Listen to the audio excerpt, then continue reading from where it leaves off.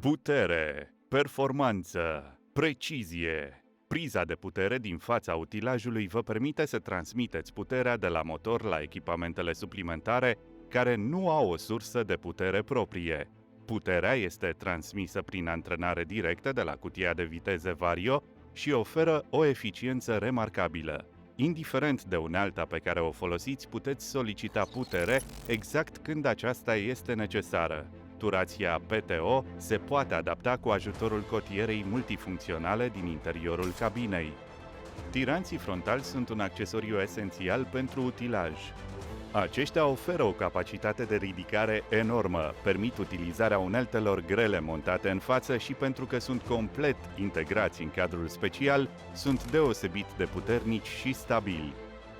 Designul și specificațiile tiranților laterali nu permit îndoirea sau ruperea sub presiune. Aceștia pot fi rabatați în sus pentru mai mult spațiu și manevrabilitate sporită în timpul utilizării tiranților frontali. Datorită tiranților frontali, cu control al descărcării sarcinii, greutatea uneltei poate fi transferată punții față, oferind un contact mai bun cu solul și performanțe mai bune de tracțiune și direcție. Acum, haideți să aruncăm o privire la tirantul din spate. Soluțiile găsite pentru supapele hidraulice asigură cuplarea curată și eficientă a serviciilor hidraulice pentru unelte, chiar și sub presiune, și protejează sistemul împotriva contaminării cu impurități sau apă. Acesta are și o capacitate mare de ridicare și o supapă de compensare a sarcinii pentru coborâre. Astfel, pot fi ridicate fără probleme până la înălțimea maximă, chiar și uneltele grele montate în spate. Sunt disponibile diferite soluții pentru ansamblul cuplei inferioare, de exemplu, piton fix, cuple cu bilă, cuplă hidraulică, bare de tracțiune. Acestea pot fi adaptate la utilajele mai vechi și permit manevrarea în siguranță a remorcilor și echipamentelor agricole.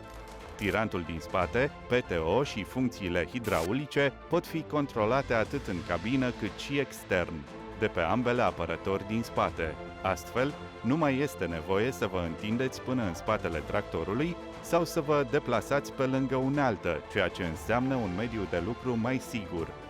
Toate accesoriile sunt disponibile prin ACCO Parts. Cu toate aceste funcții, tirantul frontal și PTO reprezintă elemente esențiale ale gamei de accesorii, concepute și produse de Fendt pentru a funcționa exclusiv cu utilajul Fendt.